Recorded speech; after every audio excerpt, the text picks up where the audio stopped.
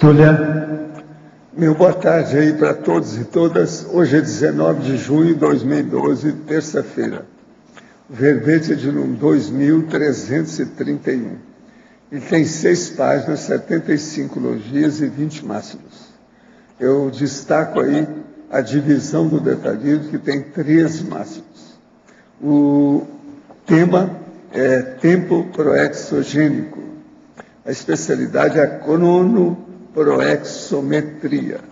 Quem redigiu o verbete é o nosso eminente veterano, professor Pedro. Que número que é esse? É o 28. Vocês estão morrendo de inveja?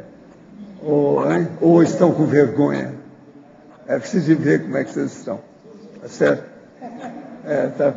Esconde a cabeça. Definição. O tempo proexogênico é a unidade de medida cronológica dedicada efetivamente à consecução lúcida da autoproex pela consciência intermissivista, homem ou mulher, além dos afazeres ordinários destinados à autossubsistência intrafísica. Agora, o holopenseiro pessoal da priorologia proexológica. O tempo enquanto bem valioso da autoproex. O ato de saber utilizar o tempo a favor do complexo. A sabedoria da priorização dos minutos. A administração da proex minuto a minuto. O fato de a vida humana ser finita. O combate à miopia temporal. O adiamento dos mini-prazeres imediatos em prol dos mega-prazeres imediatos. A revalorização dos próprios valores e, consequentemente, do emprego do tempo pessoal nas experiências de quase morte. O munus intermissivo, as projeções instantâneas capazes de gerar reciclagens profundas e perenes. A manutenção da paraconexão intermissiva ao longo do dia. O fato de a atual vida valer por, pelo menos, 15 vidas anteriores, em função da auto-mega responsabilidade intermissiva. Na argumentologia, nós temos aí o tópico da autoquestionamentologia, com 3 perguntas a serem respondidas com sinceridade máxima e acompanhadas ao longo do lifetime pessoal, relacionadas em ordem lógica. Predomínio, dispersão e mega prioridade. Agora, logo em seguida, tem o tópico da autodecisão, onde se fala em 15 especialidades conscienciológicas relacionadas a decisões proexológicas críticas, capazes de ilustrar a importância da aplicação do tempo pessoal para a aquisição do complexo, completismo existencial. Agora, ainda tem o tópico da cosmovisiologia, 8 especialidades conscienciológicas, arroladas alfabeticamente, prioritárias ao proexista interessado em qualificar teaticamente a aplicação do tempo proexogênico. Agora, na remissiologia dos 15 itens, nós destacamos aproveitamento do tempo, alto desempenho proexológico, minuto, proexograma e subintrância cronímica. Frase enfática. A qualidade da utilização do tempo intrafísico dedicado essencialmente às tarefas proexológicas demonstra, diagnostica e revela com exatidão o atual nível de holomaturidade pessoal. Você mantém-se constantemente lúcido perante a interação tempo intrafísico, programação existencial? Já consegue priorizar a proex, ou pelo menos 51% do tempo humano? É possível melhorar tal percentual pessoal ainda mais? Agora aqui, a mega análise aí com o João Paulo, nós temos 20 itens. Mega foco, calculismo, complexo, autoplanejamento e autodesempenho. Cronopensenidade, prioropensenidade, proex-prioridade, produtividade e oportunidade. holomaturidade, dedicação, auto-organização, taquirritmologia, intrafisicologia, interassistenciologia, cronoproexometria, cronoevoluciologia, autocronologia e autopriorologia. Agora, o verbete aí do dicionário hoje é paraescoltologia. O argumento está dentro da ele é interassistenciológico. Eu chamo a atenção para as pessoas verem os 10 itens que nós falamos da paraelencologia, que é justamente aquilo que a Mabel está estudando agora ultimamente, mais esse ano, sobre a paraelencologia. Aqui nós estamos dando algumas dicas da relação, da estrutura disso. Agora, eu quero dizer para vocês que nós estamos offline. Então, eu vou esperar para ver aqui, que nós já temos aqui de perguntas, são 7 até agora. Entende? Agora, vocês sabem, quando nós falamos aqui que são 7, tudo é conversa. Porque às vezes tem uns que tem 5. Entende? Quando ele fala lá que foi tantas perguntas, tudo é bobagem. Às vezes é o dobro daquilo que ele falou. Essa primeira aqui tem 3. E outra coisa, às vezes as perguntas são bem diferentes uma da outra. Agora, quase sempre é baseado em alguma das sessões do verbete. Essas que perguntam mais. Tem página que às vezes tem 7. Já outra página, 7. Então, eu entrego o professor Pedro a você. Cuidado com ele. Estou te avisando. Hoje eu entro antes aqui. Agora, na página 6, na 4ª linha... deixa. O hábito de se vender o próprio tempo. Para escoltologia hoje? Então, você veja aí. Eu estou tocando o assunto. Então, repetindo aqui. Esse aí já é dos verbetes novos, eu acho. O hábito de se vender o próprio corpo. O próprio tempo, né? Que corpo. Ficando doido. Ele está preocupado. Ele está preocupado com a zona boêmia. Freud explica, né? Freud explica, né? Freud explica.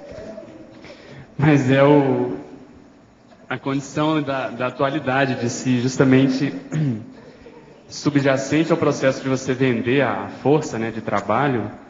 Na realidade, o que nós fazemos no processo do trabalho é vender o próprio tempo. Acho que a maioria das pessoas, talvez a gente possa afirmar isso, no seu trabalho, a maioria das pessoas que não estão satisfeitas com o seu trabalho, muitas vezes é porque elas não gostariam de estar ali e gostariam de estar entregando o tempo pessoal de uma outra maneira. Então, existe esse hábito do capitalismo selvagem justamente de se vender a disponibilidade pessoal em função disso. Então, quando não coaduna, né, os interesses, quando a pessoa não segue aquele trinômio motivação, trabalho e lazer, muitas vezes surge o conflito em função disso. A pessoa queria estar fazendo outras coisas e muitas vezes ela se vê obrigada a manter aquele trabalho justamente para poder sobreviver. Correto. Agora, a parafatologia é a primeira, segunda e terceira linha, né? A revalorização dos próprios valores, consequentemente do emprego do tempo pessoal nas experiências de quase morte. Sim, é o que a gente observa nesse fenômeno da EQM, que é um fenômeno crítico, um fenômeno que a pessoa fica ali na fronteira da dessoma, muitas vezes tem a oportunidade de decidir se vai continuar vivendo ou se vai para a dimensão extrafísica de vez. É justamente que ela chegou nesse limite por ter valores, às vezes ectópicos, às vezes valores que não coadunam com os valores intermissivos, com aquilo que a pessoa veio fazer.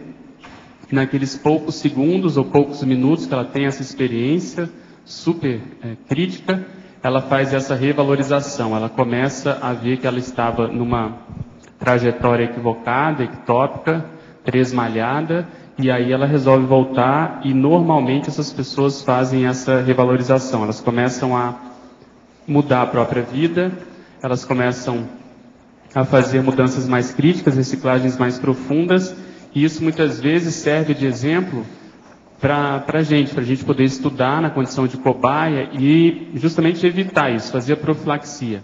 Não esperar chegar numa condição tão crítica para poder fazer essa revalorização. Então, um dos objetivos desse verbete é exatamente esse, a gente ficar questionando e o tempo todo atualizando os nossos valores, e é por isso que a gente na argumentologia colocou alguns questionamentos, algumas técnicas para ajudar nesse sentido, porque no final das contas, quando a gente voltar para a dimensão extrafísica, a gente vai acertar contas conosco mesmo em primeiro lugar. Então, é bom a gente saber se nós estamos fazendo aquilo que realmente nos dá mais motivação, mais interesse, vai render mais evolutivamente. Então, eu fiz esse contraponto com a EQM porque justamente faz a gente pensar no nosso caso. Tá, ok, obrigado.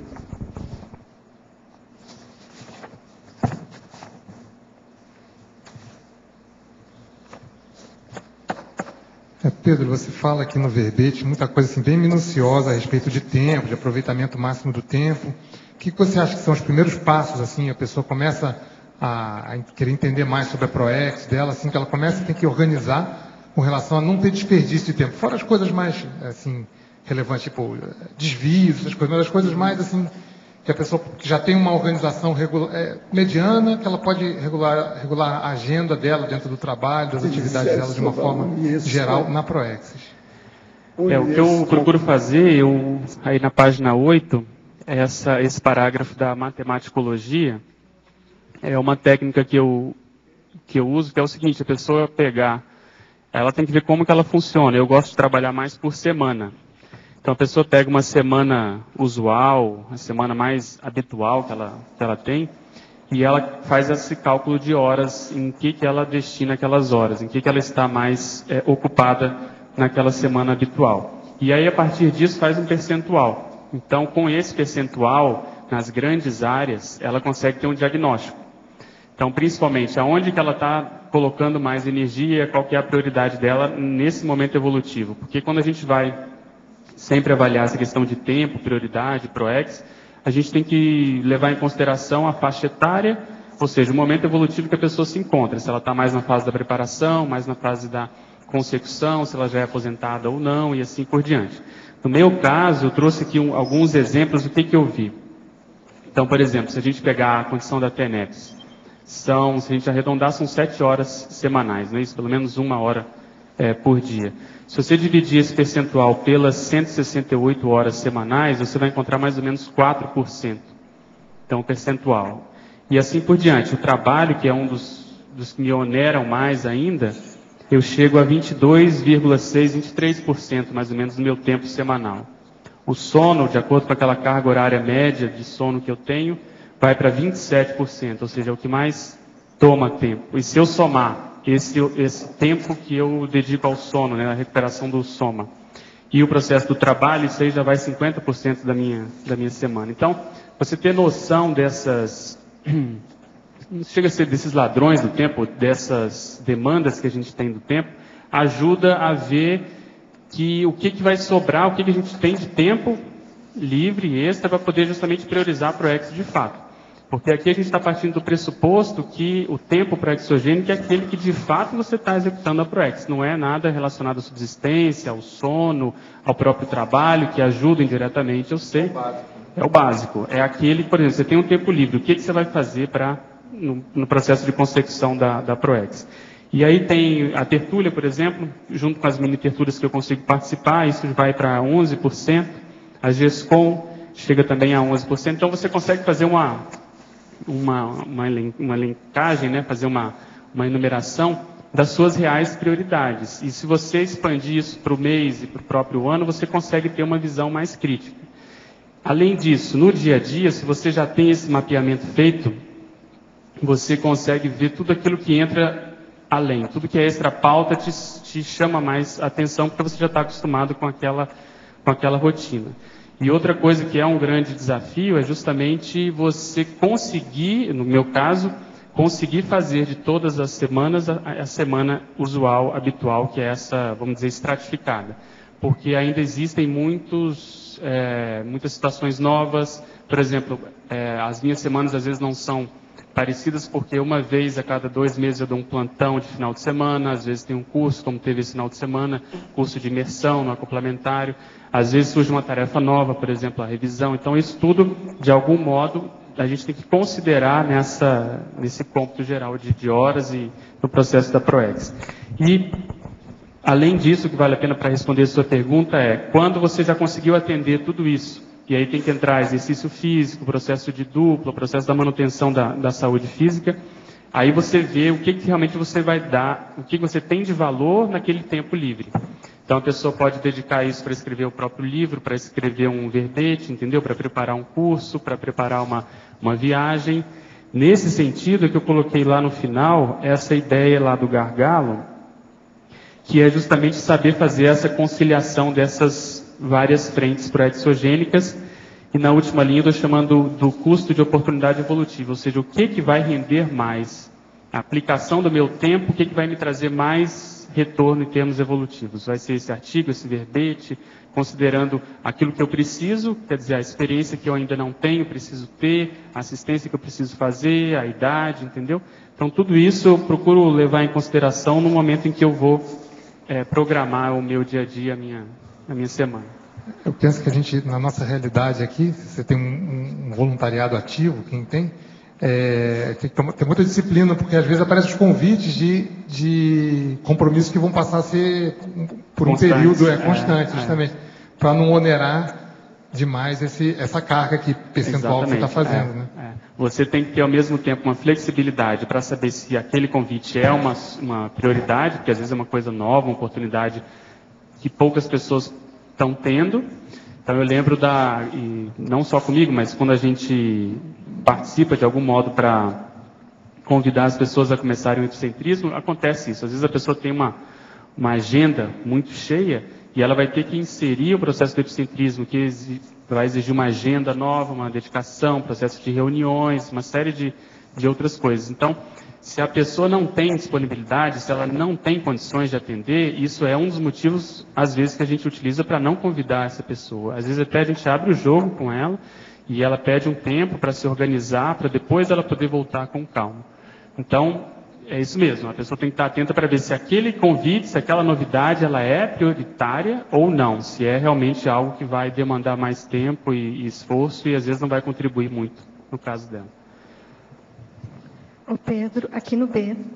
Pois não. Na página 6, na tecnologia, você poderia falar dessa aplicação teática da técnica do proexograma, por favor?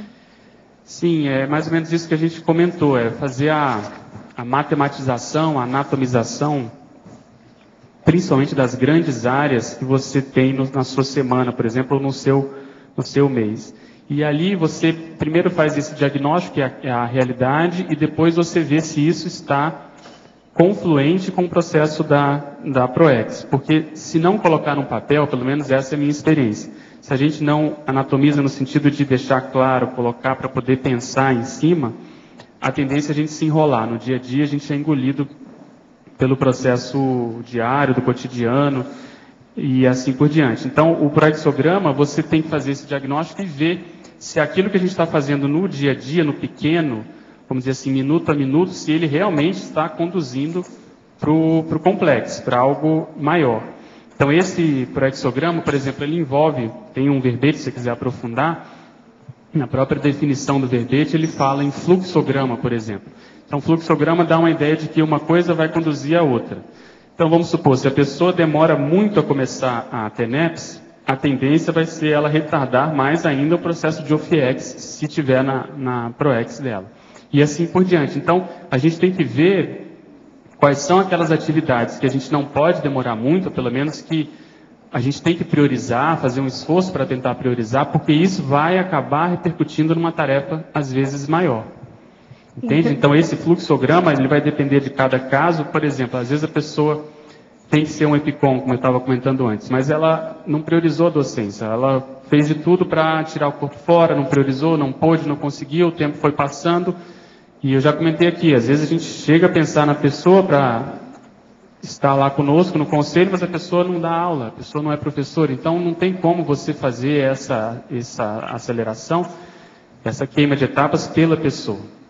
Então, existem situações na PROEX que são mais assim básicas, que vale a pena a pessoa pensar e ponderar se ela está conseguindo levar mais ou menos direito. Então tem bem a ver com a priorização da pessoa, não é nesse sentido? Nesse sentido, que você está priorizando? Exatamente. E uma outra pergunta, Pedro, ali, por favor, na sindromologia, na página 7, achei bem interessante que você fala ali, na segunda linha de baixo para cima, a prevenção da síndrome do já ganhou proexológico. Sim, exatamente, porque acho que até o último minuto de vida pode acontecer algo diferente, pode acontecer uma situação nova, a pessoa pelo menos não deve manter esse espírito de que as coisas já estão conquistadas, já estão ganhas. A gente acompanha o professor Valdo, a gente vê que há uma neofilia muito grande, uma renovação muito constante dessas tarefas, desses desafios. Então, se nós pudermos manter isso o tempo todo, estar sempre predispostos a assumir novos compromissos, eu acho que essa síndrome ela não tem ambiente, ela não tem mais razão de ser. Pedro, porque a tendência é a gente renovar cada vez mais. Obrigada, Pedro. Você usa no seu dia a dia mais assim eficaz uma agenda escrita no papel ou você assim semanal? Como é que você faz a sua esse cronograma, né, de prioridades? Tá, não, eu não uso agenda não, eu uso papel em branco e um deles que eu ando sempre no bolso tem, vamos dizer assim, a fotografia da minha semana e eu consigo mais ou menos saber onde eu estou. Como a minha semana ela é muito rígida até certo ponto, em função do trabalho, das atividades que eu já estabeleço, eu não me adaptei muito bem com a agenda. Eu uso muito a folha em branco e essa organização mais crítica. E isso aí você faz assim, é diário ou é semanal, essa folha em branco? Você vai fazendo as prioridades diárias? Por semana eu vejo, por exemplo, eu tenho estado aí mais empenhado em escrever verbetes. Eu tenho uma meta de chegar pelo menos aos 50 verbetes de um modo mais constante. Então, as minhas prioridades semanais, em termos da GESCOM, nesse tempo que eu comentei que me sobra de GESCOM, eu tenho procurado escrever verbetes. Dependendo do tema, às vezes eu consigo fazer até mais de um por semana. Então, essas prioridades semanais, em geral, elas têm relação mais com o processo de escrita, que é o que eu estou procurando priorizar atualmente. Mas, por exemplo, se tem, como foi esse final de semana, um curso, às vezes na semana anterior eu procuro me preparar para esse curso. Então, a prioridade vai ser aquela. Então, dependendo de como for, de que extra pauta virá, aí eu tento me adequar a essa condição. Pedro, na página 7, Sindromologia, você pode falar um pouco sobre a eliminação da síndrome do diploma? Sim, a síndrome do diploma é aquela condição que a pessoa às vezes se encanta com a ciência convencional, com a universidade, com o processo da especialização que ela esteja fazendo. Então, eu já acompanhei alguns casos no Instituto, não só próximos, no caso de Brasília, próximos a mim, no caso de Brasília, como também no Instituto de modo geral, que a pessoa às vezes vinha bem no voluntariado e aí, ao pegar o canudo, né, ao concluir a graduação, ela começa a ter que entrar no mercado de trabalho e isso parece, a sensação que dá é que isso ativa de algum modo algo do passado, ela começa a exaltar aquela condição, ela começa a ir muito bem, a chamar muita atenção, principalmente se ela já tem alguma noção com o trabalho de energias, começam a surgir os convites, as pessoas do passado também começam a aparecer na vida dessa pessoa e há uma tendência dela começar a desviar, ela começa a colocar muito mais energia no processo de carreira profissional. E aquilo tudo sobe, vem à tona, como se fosse o vinho, né? A pessoa fica grogue com isso, porque ela começa a chamar muita atenção, e ela começa, aos poucos, a ir deixando de lado a PROEX, no sentido do voluntariado.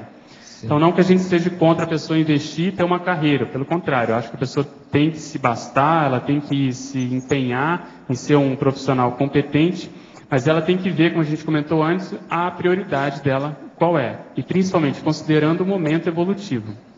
Então, dependendo do momento evolutivo, às vezes ela já consegue não priorizar tanto ou não ser a primeira prioridade, né, a primo prioridade, a condição da carreira profissional. Então isso vai depender muito da maturidade, eu acho, de cada um e principalmente do contexto que a pessoa esteja inserida. Se ela já se formou, se não se formou, se tem ainda que brigar por um local, né, vamos dizer assim, um local mesmo no mercado de trabalho, se ela tem que procurar emprego, isso demanda uma certa prioridade na carreira profissional. Mas se não for o caso, vale a pena a pessoa ficar atenta com relação a isso.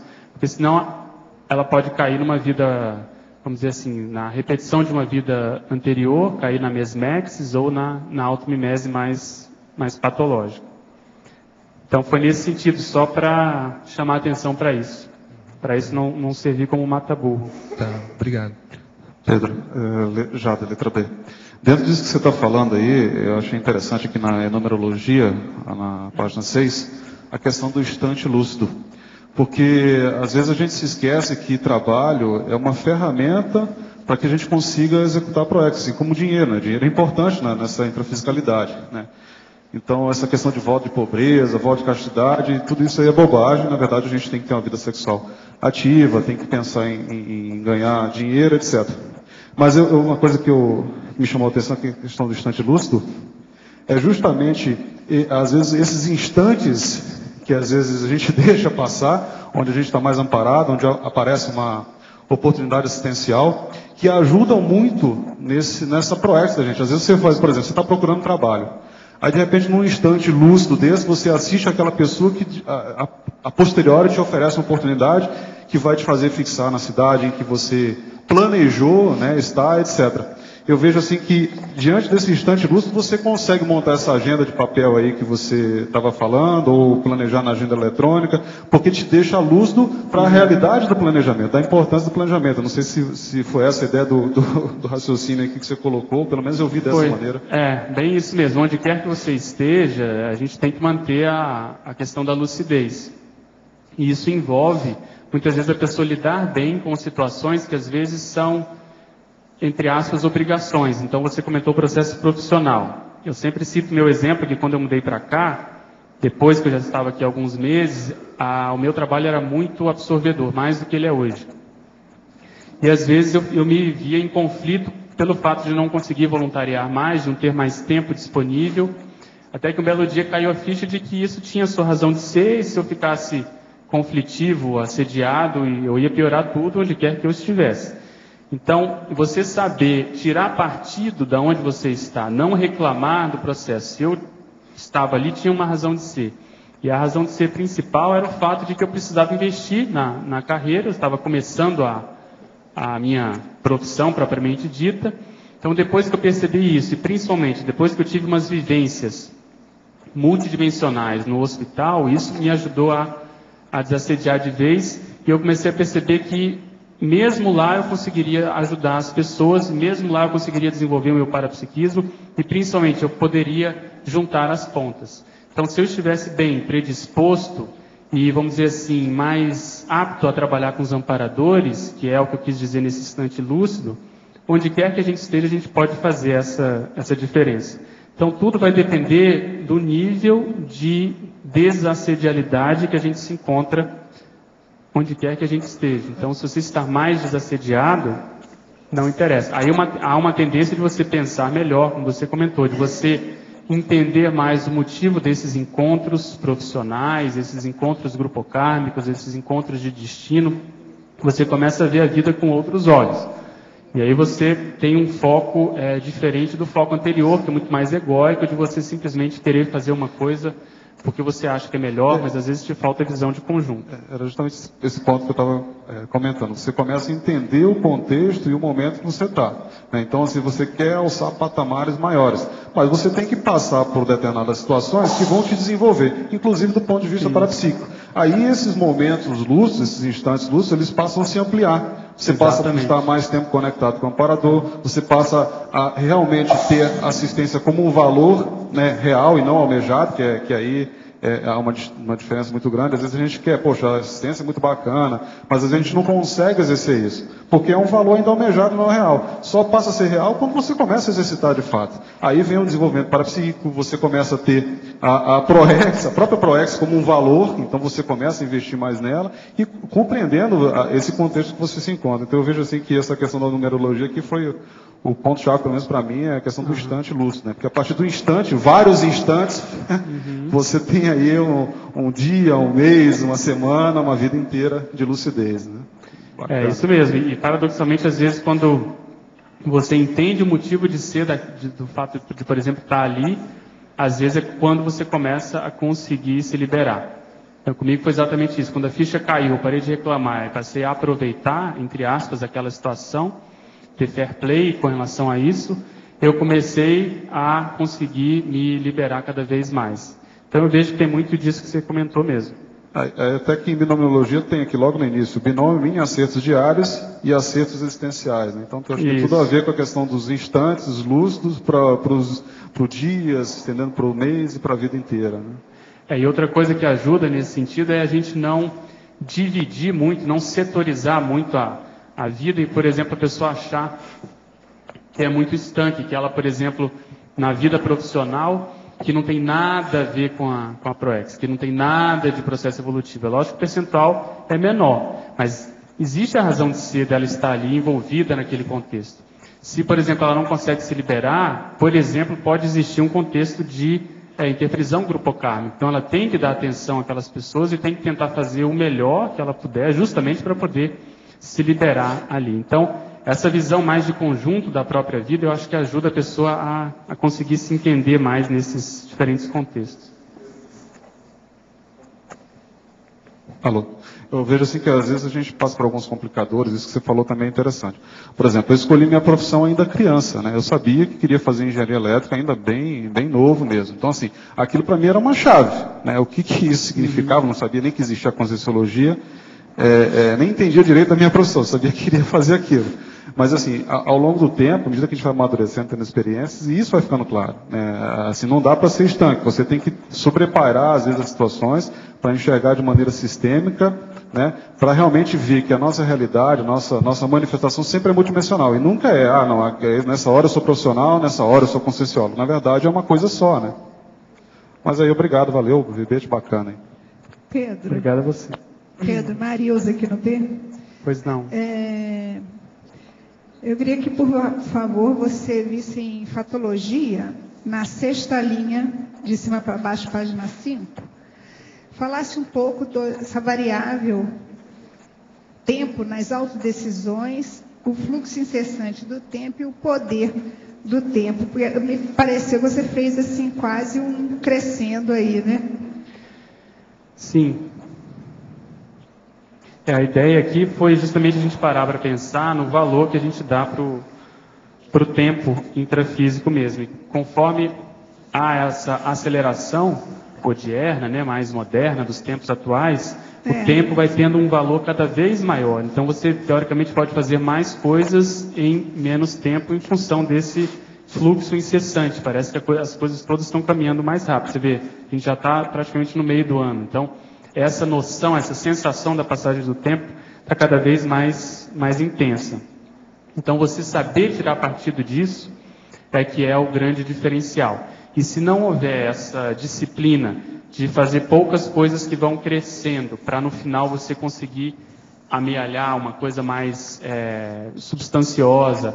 Eu penso muito na questão da escrita, por exemplo. Se a gente não vai escrevendo aos pouquinhos e vai maturando para depois você ter seja uma obra, um verbete, um capítulo de um livro, seja lá o que for, você conseguir fazer ter essa disciplina para seguir esse fluxo, é muito difícil a pessoa conseguir isso. Então tem que ser realmente de pouco a pouco para a gente poder ter algum êxito nesse sentido. Você acha que esse processo pode desenvolver uma ansiedade nas pessoas? Quando as pessoas se perceberem que estão perdendo tempo, que não estão usando devidamente o tempo? É uma das principais causas, né? É justamente essa. Então é um paradoxo, porque você saber lidar com o tempo te causa mais tranquilidade, porque você tem uma organização, você tem hora para fazer aquilo que você considera prioritário naquele momento evolutivo, então a tendência disso é acalmar mais as pessoas. E um paradoxo que surge disso também é o seguinte: quem é mais atarefado normalmente lida melhor com o tempo e tem uma produtividade muito maior. Quem tem muito tempo normalmente rende menos, em geral rende menos. Então é uma das coisas que eu procuro pelo menos me organizar para quando eu tiver mais tempo eu já ter um nível de desassédio suficiente para poder conseguir manter a produtividade de modo geral, principalmente a produtividade intelectual. E isso às vezes a gente observa que determinadas pessoas não conseguem manter, a produtividade cai, porque ela não tem aquele rame-rame, aquele ferro no boi do dia a dia para ela poder se sentir motivada a acordar cedo, a trabalhar, a justamente fazer manter, né, a produtividade diária. O professor Valdo falava há uns tempos atrás que a falta de tempo era falta de auto-organização. Se a gente se organizasse, hoje eu criava falo que tempo. é falta de vergonha na cara. Evoluiu para isso? Então tá bom. Não, eu evoluí um pouco. Então, agora, tá bom. nós Obrigada, já estamos online. Okay. Professor Pedro, por favor, em fatologia, na página 5, na 4ª linha, poderia ampliar o combate à miopia temporal?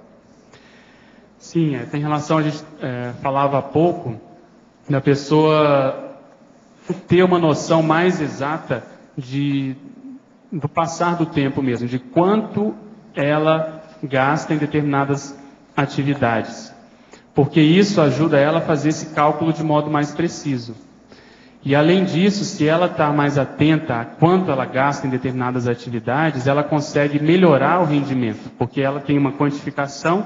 É igual, por exemplo, uma pessoa que vai na academia e ela fazia, por exemplo, em 1 hora ela caminhava tantos quilômetros. E quando ela começa a mensurar, ela pode ter ali o desafio de tentar diminuir esse tempo. Então, se você consegue fazer isso no seu organograma, na sua organização semanal, que é o exemplo que a gente deu aqui, a tendência é a pessoa ter um olhar mais crítico, porque primeiro ela faz um diagnóstico de como ela utiliza o tempo. Segundo, ela fica mais lúcida, porque qualquer menção, qualquer insinuação de perda de tempo, de ociosidade, ou de determinada situação que é mais ectópica, aquilo vai chamar a atenção para ela. Então essa miopia temporal é quando você vê as pessoas às vezes perdendo tempo e aquilo não chama atenção, não causa nenhum alerta pessoal. E aí o tempo vai passando um dia depois do outro e você vê que a produtividade tende a cair. E outra analogia que nós podemos fazer nessa miopia é que para a gente poder colher, a gente comentou isso há pouco, poder colher algo mais substancioso no médio prazo, a gente tem que plantar aqui no curto prazo determinadas situações que vão exigir um investimento diário. Então essa miopia, esse valor temporal, às vezes é aquele da pessoa que renega determinados, vamos dizer assim, determinadas situações que vão trazer um prazer imediato para justamente uma condição mais prazerosa em termos evolutivos a médio e longo prazo. Então é quando a pessoa é mais disciplinada, mais abnegada, quando ela faz o autossacrifício diariamente, isso tem relação com a auto-organização pessoal, você vê que em pouco tempo ela começa a demonstrar mais frutos, ela começa a oferecer mais GESCONs mesmo de modo geral. Agora aqui, 5ª e 6ª linha da patologia, de baixo para cima. A supervalorização patológica do tempo. Isso tem relação com a pergunta da Marilza, o processo que vai cair na síndrome da pressa, que a gente já trouxe aqui também, que é uma condição de ansiedade. A pessoa também que é muito preocupada com o tempo, ela não vive o presente, ela fica sempre esperando a próxima condição, a próxima atividade, a próxima situação que vai ocorrer. Então a pessoa tem que saber lidar com o tempo para poder se doar, para poder muitas vezes assistir determinada pessoa, determinado grupo, determinada situação com calma. Porque se ela está sempre pensando na próxima atividade, no próximo minuto, no próximo dia, no próximo mês, na próxima semana, ela na realidade fica refém do futuro, a gente já comentou isso em algum lugar, e ela acaba que o tempo passa e ela não consegue produzir nada de substancioso. Então isso é o combate que a gente faz no modus operandi, no modus vivendi atual, e que justamente privilegia isso. A pessoa fazer muitas coisas, a pessoa viver correndo, a pessoa entrar nessa síndrome da pressa, que é baseada na ansiedade. Em Parafatologia, página 6, primeira e segunda linhas. Como seria a revalorização dos próprios valores e, consequentemente, do emprego do tempo pessoal nas experiências de quase morte? A gente comentou o seguinte, essas experiências nos ajudam a pensar, a ponderar, principalmente essas experiências clássicas que as pessoas relatam, que normalmente chegaram na fronteira entre a vida e a morte, e elas fazem uma reperspectivação. Elas normalmente decidem voltar a viver aqui, e em geral essas pessoas mudam completamente os próprios valores. O que está por trás, às vezes, dessa EQM é que a pessoa veio fazer alguma coisa, por exemplo, no sentido A, e ela está lá no sentido Z. Ela priorizou, a mesologia fez com que ela priorizasse, a família, ela mesma entrou em determinadas, vamos dizer assim, pseudo-prioridades, e isso acabou gerando esse mega chamado, vamos dizer assim, esse mega alerta, que é a EQM. Então, normalmente, essas pessoas voltam e elas mudam quase que da água para o vinho. Elas começam a ser as pessoas, em geral, mais assistenciais, começam a dar valor mais, por exemplo, para os contatos humanos, mais para aquilo que vai ficar quando ela não estiver aqui, no caso, por exemplo, escrever livros e assim por diante.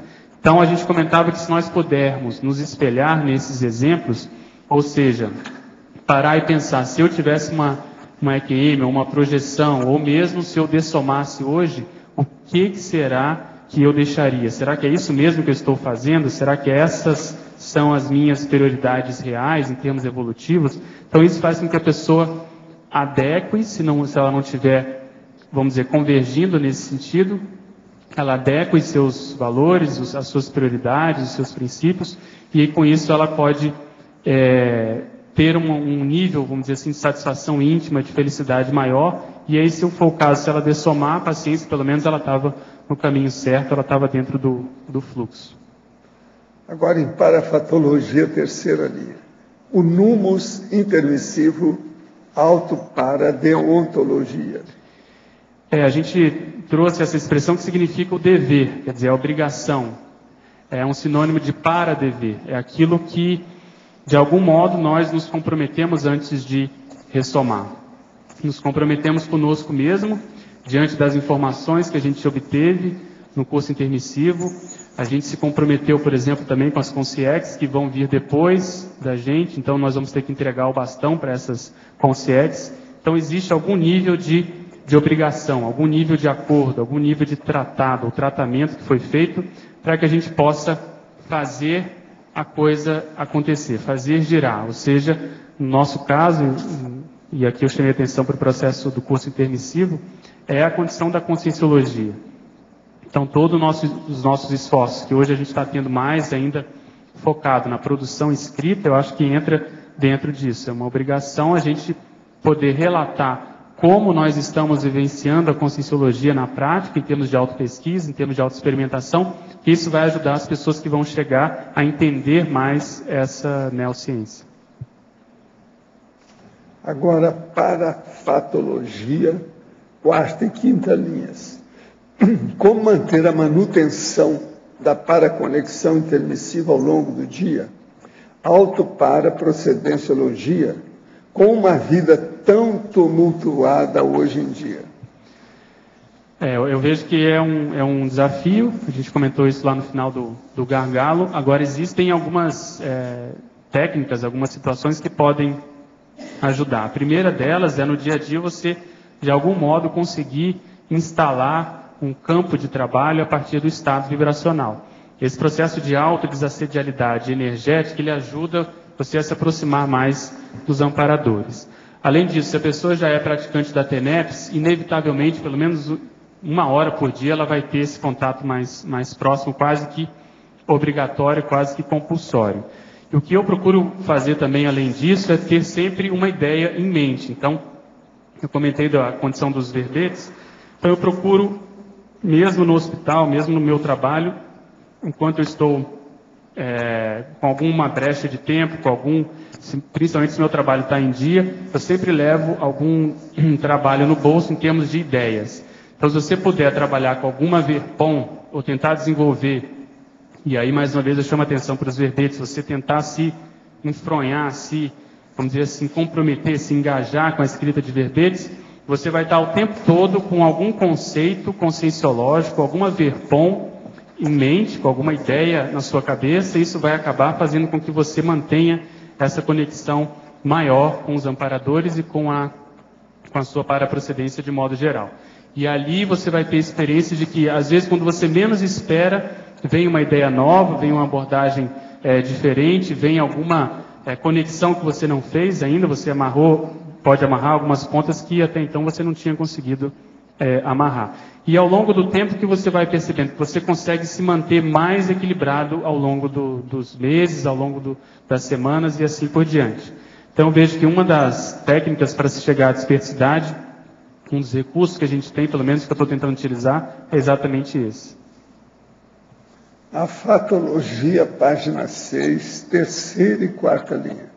Amplie, por favor, o valor do tempo consciencial sendo superior ao valor do dinheiro intrafísico. O hábito de se vender o próprio tempo, a supervalorização patológica do tempo. Nós comentamos no início, a ideia que a gente procurou passar aqui é que quanto mais a gente vai se desassediando e vendo a importância do trabalho, e vendo a quantidade de coisas que tem para ser feitas, mais a gente vai dando valor para o processo do tempo e menos a gente vai valorizando a condição do dinheiro. Então a gente vai, na realidade, dando o valor adequado para cada coisa. Então não é o fato de você menosprezar totalmente o dinheiro, que às vezes acontece isso. A pessoa começa a ficar tão empolgada com a conscienciologia que às vezes não dá valor para o processo profissional, às vezes ela não continua se aperfeiçoando em termos profissionais e assim por diante. A ideia aqui é você dar o devido valor para cada coisa e sabendo, vamos dizer assim, priorizar as oportunidades, principalmente no tempo livre, principalmente quando você dispõe do seu tempo. Então, o que você faz com o seu tempo livre? Se a pessoa já está mais atilada, ela já começa a pensar hoje o que ela pode, de fato, deixar para ela mesma numa próxima existência. Eu acho que essa seria uma síntese, né? A condição do auto-revezamento seria uma síntese dessa ideia que a gente procurou passar aqui. Ao professor verbetógrafo e ao professor Valdo, sabe aquele cara? Em sua opinião, quais são os 4 principais megatrafores que a consciência deve ter? De modo geral, assim? Está perguntando só isso, porque agora primeiro você fala, depois eu tenho os meus. O primeiro que eu vejo é o seguinte, a pessoa ser uma pessoa racional, ponderada, lúcida, ela ter discernimento nas decisões, ou seja, ser anti-emocional, ela ser mais ponderada. Segundo, ela ser uma pessoa assistencial, ela se doar para as outras pessoas. De algum modo, ela colocar o outro em primeiro lugar, ela não colocar o próprio ego. Terceiro aspecto que eu vejo é a condição de parapsiquismo. Ela tem que inserir o contexto multidimensional na vida, porque isso, para a grande maioria de nós, é uma novidade. A maioria não mexeu com isso no passado, ou se mexeu de um modo talvez não tão satisfatório, não tão funcional, às vezes até ectópico. E, finalmente, o que eu pensaria é o processo da cosmoética. Você, de algum modo, também fazer a síntese, o diagnóstico, o status cosmoético atual e tentar melhorar isso, porque eu parto do princípio que a gente pode sempre melhorar. 4. Agora, não estou de acordo com você na ordem. Não, tudo bem. O resto é tudo igual. Reconhecido. Aqui eu escrevi, aqui, ó. Autodiscernimento, autocosmoética, autoparaperceptibilidade e interassistencialidade. Tudo você falou. Tô dentro do... Bateu direitinho com o meu. Só que a minha ordem não é a mesma. Tá certo? Ok. De modo que eu acho que o nosso amigo já entendeu. Autodiscernimento, autocosmoética, autoparaperceptibilidade e interassistencialidade. Agora, alternaz verbetógrafo, está escrito aqui. Na coloquiologia, você poderia nos explicar melhor o ato de não perder o bonde da para-história? É isso. No contexto da conscienciologia, a gente comentou en passant, o professor Valdo é uma das pessoas que mais fazem a autorrenovação, principalmente em termos de verpons, e isso acaba repercutindo no processo de grupo. Então, o nosso gargalo hoje é justamente saber conduzir, saber minimizar todos os fatores intrafísicos de modo cosmoético, sabendo lidar com cada coisa, para poder ter disponibilidade e não perder esse bonde da para-história, quer dizer, o bonde conscienciológico. Se não me engano, a professora Adriana comentou aqui um pouco sobre isso também. E ela deu alguns exemplos. O bonde, por exemplo, da verbetografia. É um bonde que está passando. E eu comentei também naquele verbete gap teático que há uma tendência de haver esse gap. Nós ainda não estamos muito atilados para quando a ideia nova chega, a gente já de pronto assumir e, vamos dizer assim, dar algum exemplo nesse sentido. Então, a verbetografia é um deles. Outra coisa que Como diz a Mabel, o povo tem dificuldade de sair da casinha. Isso. Às vezes fica fora do... Eu chamo que a pessoa tem dificuldade de mudar de bloco. Mudar de bloco, Ela está acostumada com uma determinada situação, status quo, e ela fica ali e tem dificuldade de adequar a situação nova. E o Lost fala muito isso, a própria convivência com o professor Valdo, que depois que ele veio para cá, a gente tem tido essa oportunidade, e agora cada vez mais, com as tertúlias, mini tertúlias, com os cursos que ele promove aqui no tertuliário, principalmente para quem não é de Foz, para quem é de fora. Então isso também seria um bonde que está aí, que está disponível, aberto a todos, e que muitas vezes a pessoa não aproveita. A gente lembra também que isso sempre acontece no voluntariado do Instituto, na época que foi a primeira IC, que esses bondes sempre aconteceram. Então tem o bonde, por exemplo, da docência conscienciológica. Então a pessoa tem que fazer um esforço para ela virar professor ou professora. Depois vem o processo da itinerância. E assim por diante, o processo da TENEPS, quando ela se vê encantoada pelo processo assistencial. Então se a pessoa não se adequa, se ela não aumenta o passo, se ela não se apruma, ela muitas vezes perde esse bonde, ela chega atrasada. E a gente comentou isso aqui. Às vezes um passo retardado, quer dizer, se ela fica retardatária nesses bondes, isso vai implicar numa assunção mais séria depois. Ela vai ter que assumir uma função mais prioritária, no caso dela, em termos até de Max Proex, mas ela não foi qualificada para isso, porque ela ficou ociosa, ficou de braços cruzados, entrou, por exemplo, como a gente comentou aqui na síndrome do diploma, ela ficou encantada com a ciência convencional e às vezes isso fez com que ela perdesse esse tempo. Então esse bonde da para-história é exatamente isso, você conseguir se auto-desassediar para você estar no local certo, com as pessoas certas, no momento certo. Como realizar a administração da PROEX minuto a minuto? Fatologia, linha 3. Eu vejo que você está mais antenada, mais lúcida. Você criar, como a gente comentou antes, criar recursos que te façam manter a conexão com os amparadores, com a paraprocedência, com a extrafisicalidade. O exemplo que eu dei aqui, que eu procuro seguir, é tentar trabalhar com as energias quando eu chego no meu trabalho, para criar um campo, instalar um campo de trabalho e ter sempre em mente alguma ideia nova, alguma ideia conscienciológica, já convergindo para o processo de verbete. Então esse verbete, por exemplo, ele surgiu exatamente disso, porque eu comecei a reparar que existem condições, situações, priorizações que eu me sinto mais motivado em termos proexológicos, porque isso vai me render mais evolutivamente, é lógico, do que determinadas situações que também são positivas, assistenciais, mas que não vão me render tanto. Então, sabendo fazer esse cotejo, a pessoa tende a conseguir administrar mais a PROEX assim, mais próxima. E não ficar, por exemplo, só contente ou satisfeita com os grandes feitos, com aquelas grandes realizações. Não. Às vezes, no pequeno, no dia a dia, ela consegue também essa satisfação. Parafatologia, linha 3. O que vem a ser o números intermissivos, a autoparadeontologia. Você já falou aí, mas... A gente outra pessoa. Isso, que esse munus é tudo aquilo que de algum modo te obriga. É o dever que você tem, a responsabilidade que você tem com alguma pessoa, com alguma ideia, com algum grupo, com a família, por exemplo. E aqui o que nós chamamos a atenção é o processo intermissivo. É a nossa responsabilidade para com o curso intermissivo. Então isso envolve o processo pessoal, em termos de PROEX, aquilo que você, ou eu e todos nós viemos fazer aqui, que basicamente depende do nosso caso, porque a gente tem o melhor perfil, a gente de algum modo foi preparado para isso, a gente tem que responder por isso. E além disso também, o processo de heterorevezamento, ou seja, aquilo que nós vamos deixar aqui para as consciências que vão ressomar ainda. Então eu comentava dos artigos, se a gente puder escrever artigos relatando como é a nossa vivência na Conscienciologia, nossa experiência, como foi ou como está sendo essa condição, isso vai ajudar as pessoas a perder menos tempo. E às vezes uma palavra que você usa, uma expressão, um exemplo que você dá, pode ser uma senha para essa para esse neo-intermissivista, para essa pessoa que está chegando. Então a ideia é justamente a gente chamar atenção para isso, para esse processo de para-responsabilidade. Na sindromologia, poderia nos detalhar a eliminação da síndrome do diploma?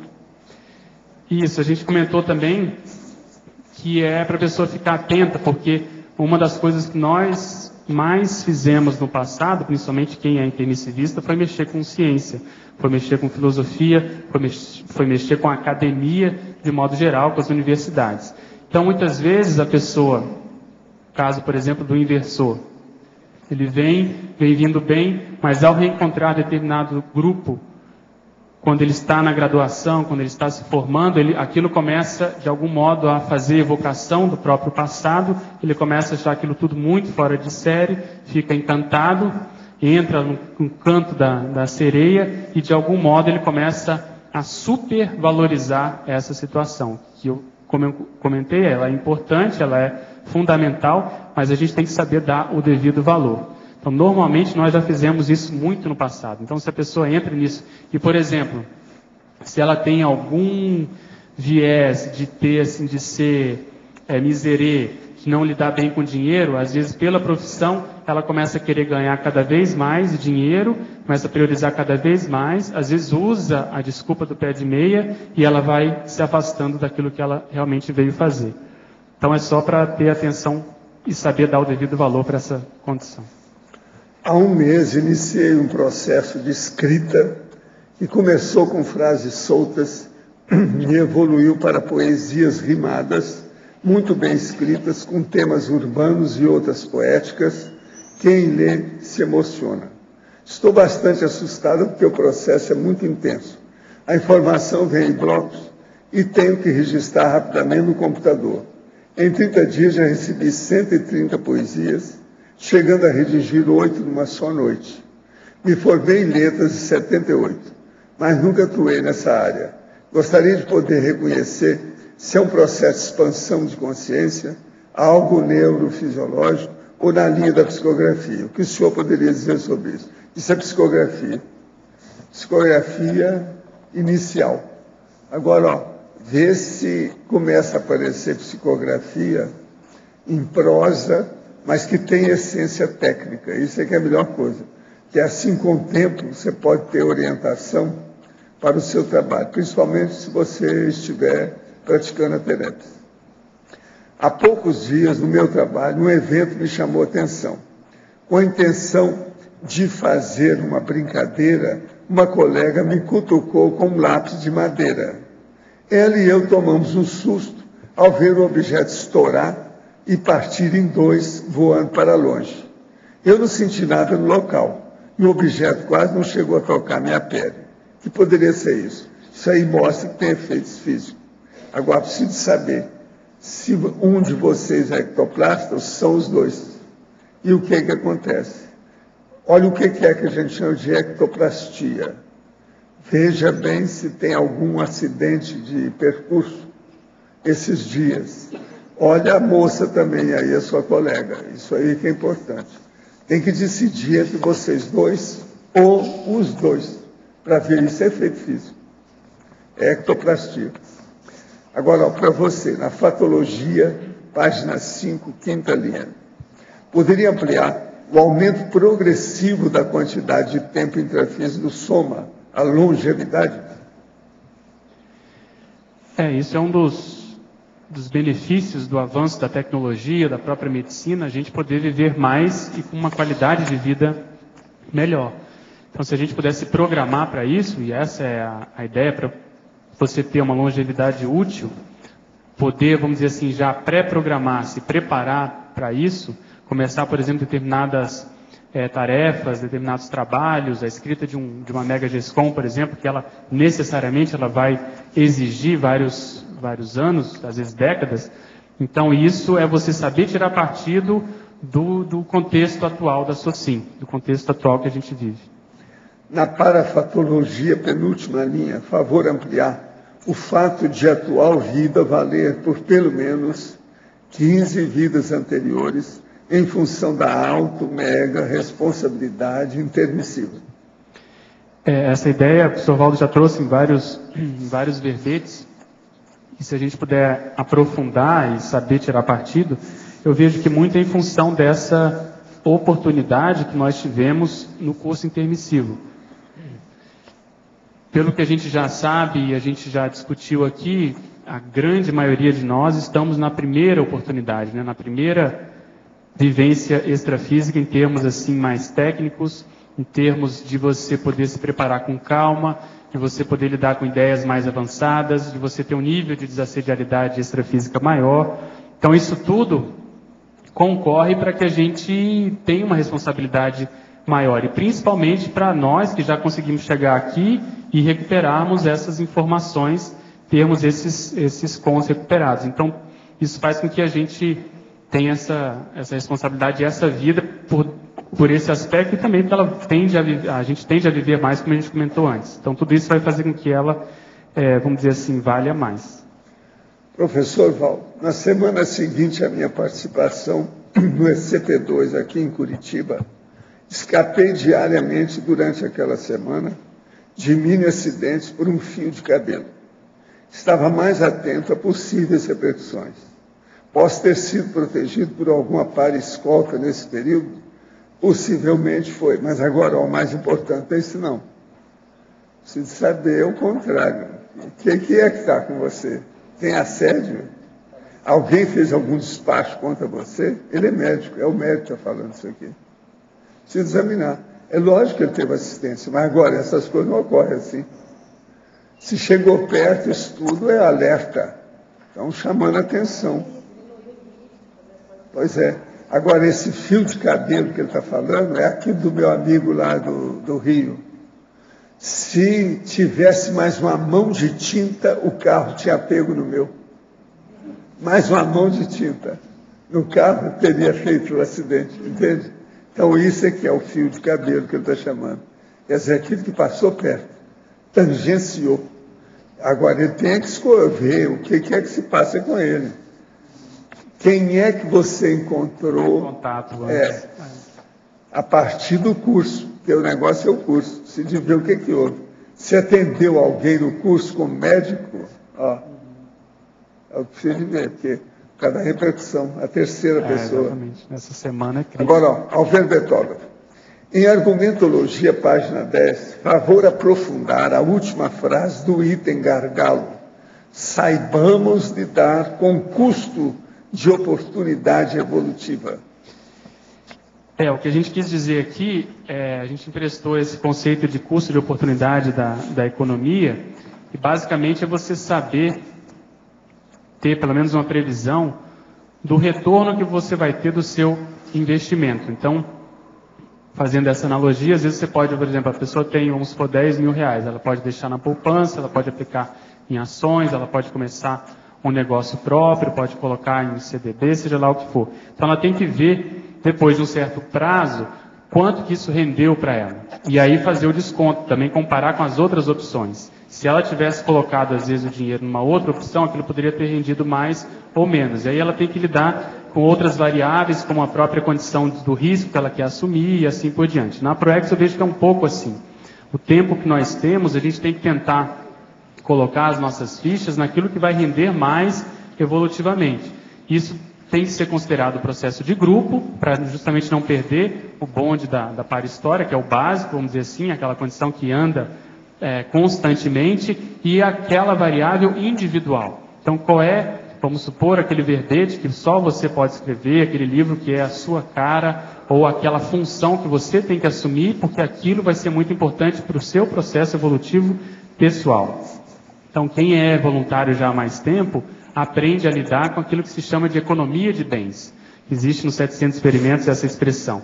É você saber que várias opções são boas, são positivas, mas existe uma que é mais adequada para o seu caso. Ela é mais prioritária dentre várias opções. Então, você saber o que vai render mais naquele tempo, aonde você vai, por exemplo, voluntariar, qual IC é mais a sua cara, o que tem mais o seu mater pensene. Então, esse exercício de discernimento, eu vejo que é prioritário para todos nós, para que cada um vá se encaixando na sua função mais acertada, considerando o processo seriexológico, e aí a tendência do sinergismo grupal aumentar. Então, isso é o que eu quis dizer com curso de oportunidade evolutiva. E outra coisa, isso tudo tem um ônus, tem um investimento. Vamos dizer assim, uma situação que vai exigir um desprendimento, porque não existe resposta certa, não existe... O retorno ele vai vir, mas esse retorno maximizado, ele vai depender muito da própria reflexão, do próprio nível de desassédio, da interação com os amparadores, para que a pessoa faça a melhor escolha. Além disso, vale a pena a pessoa ver em que momento ela se encontra também no voluntariado. Se é um voluntariado mais inicial, e aí, nesse caso, vale a pena a pessoa ter mais experiências, vamos dizer assim, diversas, multímodas, para que ela... Com isso, ela ganhe sinapses, ela ganhe certo nível de imunização, para que mais tarde ela possa ir se especializando no voluntariado. Então, é um paradoxo, porque isso vai depender muito do momento em que a pessoa se encontra. Não dá para a pessoa chegar hoje e já querer fazer uma tarefa específica. Não, pelo contrário. Ela tem que ajudar a IC em que ela se encontra, naquilo que precisa, e conforme o tempo ela vai preparando outras pessoas para ela ir poder se especializando no nível mais, vamos dizer assim, mais direcionado, mais intenso mesmo. Ô Pedro, Marcelo aqui. Pois não. Você poderia, não sei se já comentou que eu cheguei depois, a prevenção da síndrome do já ganhou por exológico e depois associar com o último antagonismo? Tá. A gente comentou, sim, essa condição en passant, que às vezes você vai... Dentro do voluntariado, dentro da própria ProEx, você vai acertando determinadas decisões, você vai vendo que o seu rendimento aumenta. E eu dei o exemplo do professor Valdo. Mesmo assim, você vê que ele não se contenta com o processo, seja lá com o que ele fez. Já escreveu enciclopédia, por exemplo, vários tratados, e está o tempo todo tendo mega desafios. Então, eu procuro me espelhar muito nisso e fazer uma antecipação. Mesmo eu estando hoje envolvido com aquilo que eu estou, o que será que eu vou ter que fazer amanhã ou depois? Isso faz com que a gente não se acomode. Então, a ideia dessa síndrome do já ganhou é para evitar essa acomodação. A gente entrar naquela zona de conforto, às vezes no próprio voluntariado, a pessoa já tem aquela experiência, já sabe fazer aquilo. Os anos vão passando, a pessoa às vezes não renova, aquilo não traz nenhum nível de desafio, porque ela já sabe fazer aquilo com o pé nas costas, e muitas vezes está ocupando o lugar de uma pessoa que precisa ter aquela experiência. Então, saber conjuminar o tempo que a pessoa vai passar numa determinada tarefa com os neo-desafios, e que onde quer que a gente esteja, você, por exemplo, assumir a Unicim agora, você está vendo isso. Por mais que você tenha experiência, são situações novas, você vai ter que lidar com um número maior de pessoas, com variáveis que você não encontrava antes. Então, esse é um exemplo justamente contrário à síndrome do já ganhou. A pessoa está disposta a assumir aquilo que o grupo precisa. Entende? Acho que eu comentei que até o último minuto de vida a gente precisa manter isso. É interessante que nessa abordagem que você está colocando, a pessoa ela não vira teto dos outros. Porque quando ela não anda, ela acaba dentro de um grupo que ela ficou estacionada virando teto e ninguém cresce. Ela limita a condição, exatamente. Então nós não podemos ser, de algum modo, esses limitadores ou reguladores. Até porque essa nova geração que está chegando, a gente viu, dar um exemplo agora do final de semana, a gente deu um curso complementar com o professor Frederico e o professor Everaldo. Tinham poucas pessoas, metade da turma, 33, só que metade dos alunos novos eram de primeira vez. E eu, sinceramente, nunca peguei uma turma com pessoas tão gabaritadas de primeira vez. Então, o que eu fiquei pensando? As pessoas estão chegando mais prontas, parece, mais preparadas, até em função da própria tertúlia online, elas já chegam com o vocabulário dominado, já chegam com determinadas verpons na ponta da língua, que a gente discute aqui. Então, tudo isso fez com que o curso subisse de nível, e a gente, justamente corroborando com o que você comentou. Tem gente que eles acham que os professores deviam me pagar. Porque já é um trabalhando processo que acontece. É isso? Sem Todo dúvida. dia. Indiretamente, direta e indiretamente, Agora, isso eu está já acontecendo. falei, mas eu tive uma resposta quando eles falavam, não, mas vocês estão defendendo o verbete junto comigo. Então, há pouco tempo. Você, né? Você mesmo. Há pouco tempo. Mas isso é uma realidade. Então, o alcance, por exemplo, das tertúlias, a gente não consegue mais mensurar. Isso, de fato, é muito, muito sério. Às vezes a pessoa fica quietinha, não manda nem pergunta, quando chega já é para assumir. O Costa aí, quem é que está esperando uma coisa dessa? Exatamente. O dicionarista lá, o lexicólogo. O Sérgio, né? Professor Sérgio. Né? Sérgio Costa. Então, você vê, existem pessoas de olho nos nossos debates, nas nossas ideias, que muitas vezes vão começar a aparecer. E se a gente se fecha, se a gente às vezes se acomoda e, vamos dizer, forma grupelhos ou panelas, a tendência é justamente limitar a chegada dessas pessoas. E o último era o antagonismo. Sim, refém lúcido da autocognição, show solo do egão. Também tem relação com isso. Então, se nós pudermos desvendar, ou pelo menos se interessar mais e priorizar quais são as áreas de conhecimento dentro da conscienciologia e fazendo correlação com a ciência convencional, que nós já nos debruçamos, já nos especializamos, de algum modo já priorizamos no passado, isso tudo a gente tem uma responsabilidade com relação a isso. Então a pessoa vira um especialista ou tenta atualizar as próprias informações, os megacons, naquele sentido, e principalmente atualizar, quer dizer, colocar aquela verpom, aquela ideia, aquela informação que ela tinha, por exemplo, vamos supor que a pessoa era da filosofia, gostava de estudar a epistemologia, a teoria do conhecimento. Hoje ela vai atualizar isso com o processo da neoverponologia, a megacogniciologia e assim por diante. Então, ela identificar isso significa que ela tem uma responsabilidade para com essa área, ela tem que retribuir, ela tem que escrever verbetes, escrever livros, artigos nessa linha. Só que isso não significa que ela é o tal, que ela é, vamos dizer assim, o dono daquela especialidade. Até a gente comentou isso no verbete antiprotecionismo. Por mais que a gente tenha se dedicado a uma determinada área, obviamente outras pessoas também se dedicaram, e quanto mais pessoas puderem fazer a sua contribuição, dar o seu relato, vamos dizer assim, trocar ideias, fazer esse intercâmbio, melhor para todo mundo, melhor para a própria ciência. Então, eu gosto muito desse antagonismo para sempre chamar a atenção, porque às vezes a gente vai recuperando informações, isso pode acabar subindo a cabeça. Mas se não houver, ou melhor, se houver sempre essa predisposição ao debate, que é o que a gente estava falando antes, eu acho que a pessoa não entra nesse show solo aí do egão. Ok? Obrigado. Pedro, Valdo. aqui na patologia, na segunda linha, de baixo para cima, eu gostaria que comentasse um pouco a respeito da maturidade do geronte na cotidianidade diuturna frente aos altos desafios proexológicos. É questão da gente procurar criar desafios ou que a vida apresente esses desafios? Gostaria que comentasse um pouco. Eu acho que são as duas coisas, e se você reparou, a frase começa antes. Sim, a maturidade, a experiência do reciclante. Né? Isso, deixa eu ler aqui para igualar todo mundo. O sábio ato pró-complexo de saber conciliar a antecipação do inversor, a experiência do reciclante e a maturidade do geronte na cotidianidade diuturna frente aos desafios pré-exológicos. Então, onde quer que você esteja, em que categoria dessa, você saber tirar partido da outra.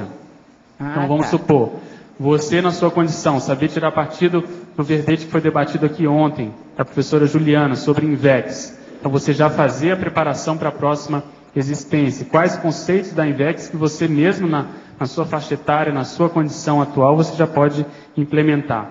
Então, as técnicas, elas são muito diretivas, são bem estabelecidas e isso está tudo certo. Mas nada impede de você aprender com, no meu caso, eu sou inversor, mas eu aprender com um reciclante, aprender em quem já está na terceira ou quarta idade, justamente para poder me preparar melhor.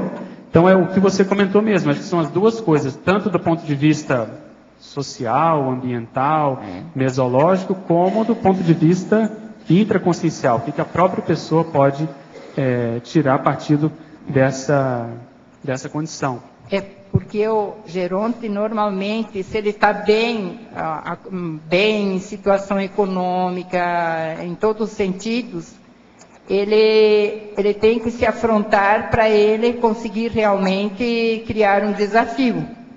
Porque eu percebi da nossa mudança.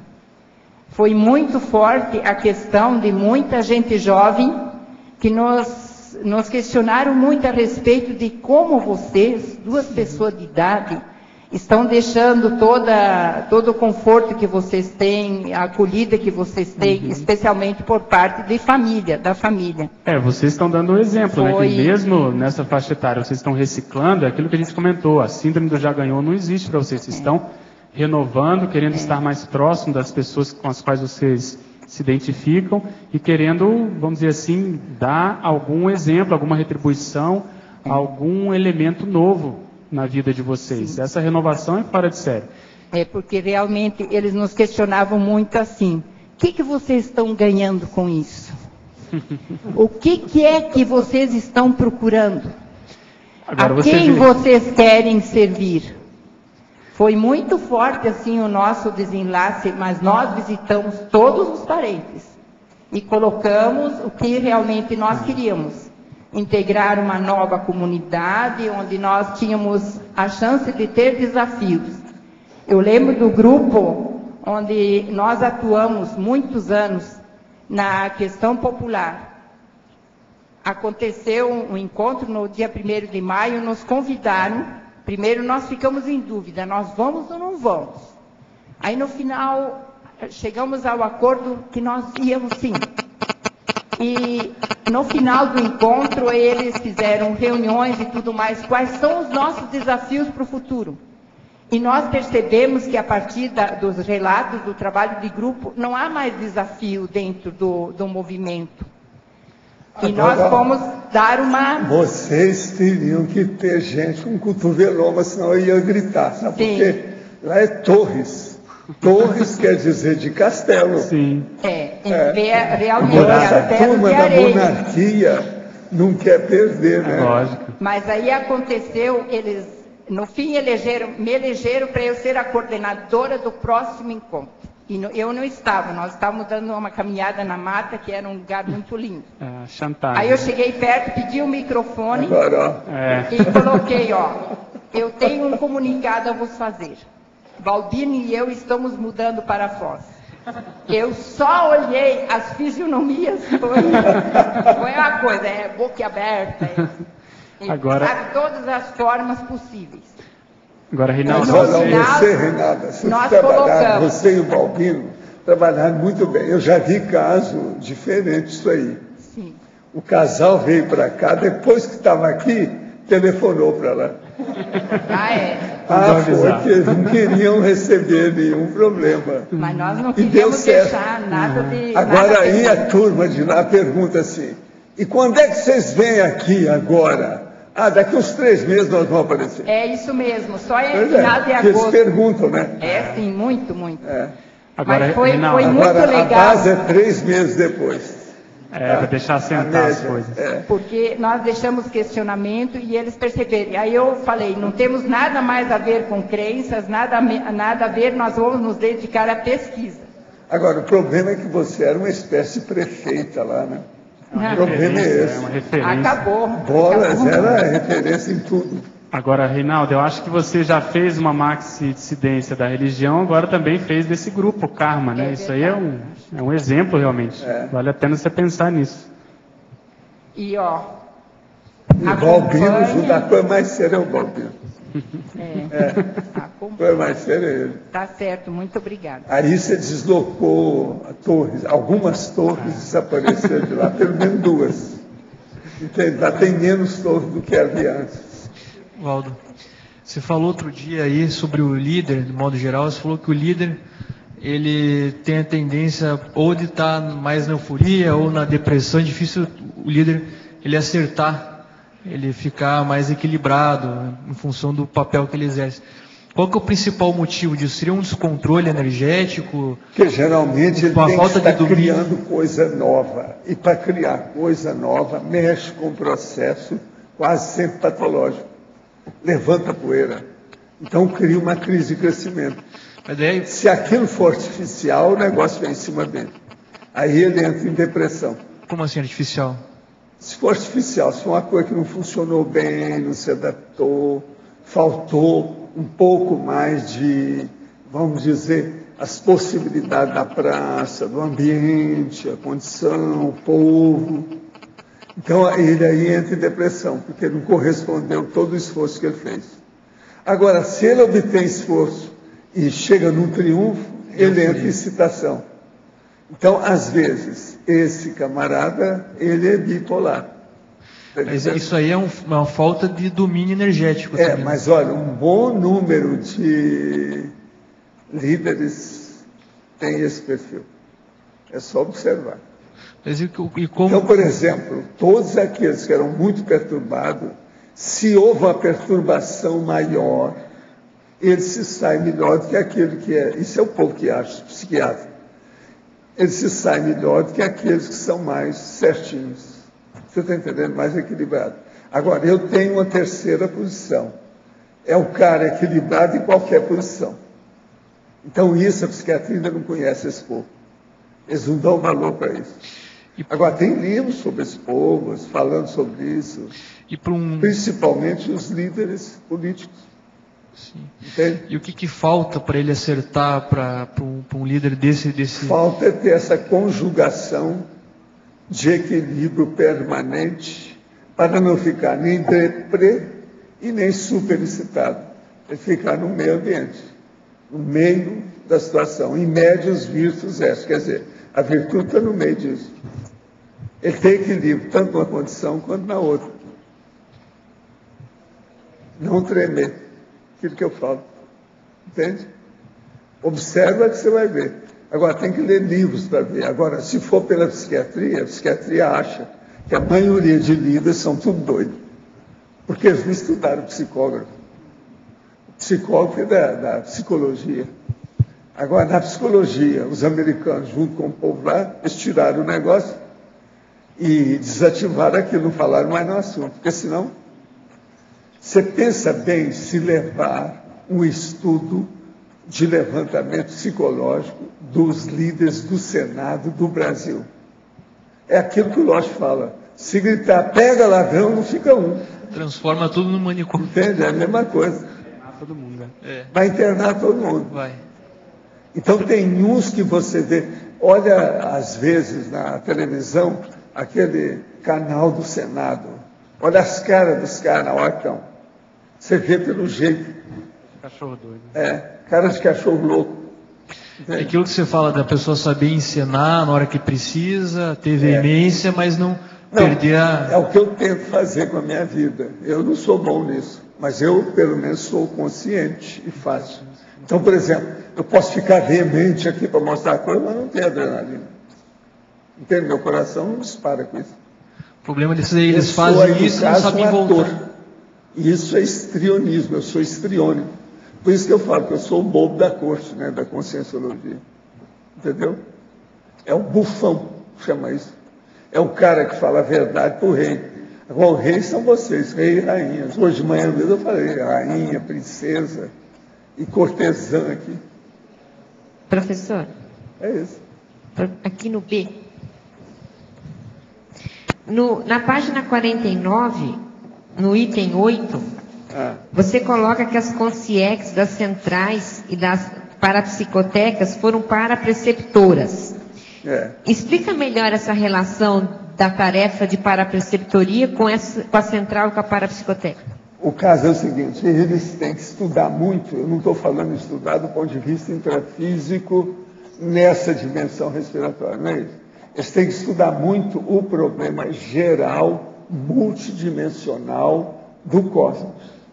Numa condição dessa, eles têm que ver o que é que a gente fala sobre evoluciologia, esses problemas todos assim, para eles estarem a par para poder responder aquilo que os requerentes ou aqueles que estão pedindo, solicitantes, entende? Pedem.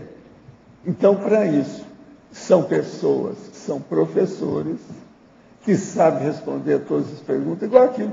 Por exemplo, foi disso aí que eu tive a inspiração de fazer o curso das respostas. O curso das respostas nada mais é do que a maioria dos meus processos de tertúlia aqui.